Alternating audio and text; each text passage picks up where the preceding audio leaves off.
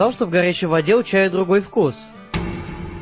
Ты пихал его в холодную воду? Ну да, я лет так 5 думал, что горячая вода нужна лишь, чтобы ускорить процесс чаефикации. Не знал, что на то есть реальная причина. Тебе что, впадло погреть 3 минуты воду в микроволновке? Какого хрена ты кипятишь воду в микроволновке? У меня что, времени дофига до плите ее кипятить? Там нужно полминуты! У тебя что, плита, блядь, работает от солнца?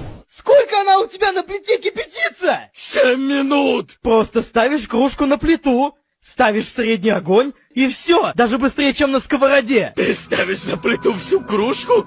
На средний огонь? Да у тебя плита зачем? Вы в курсе, что есть, блядь, чайник?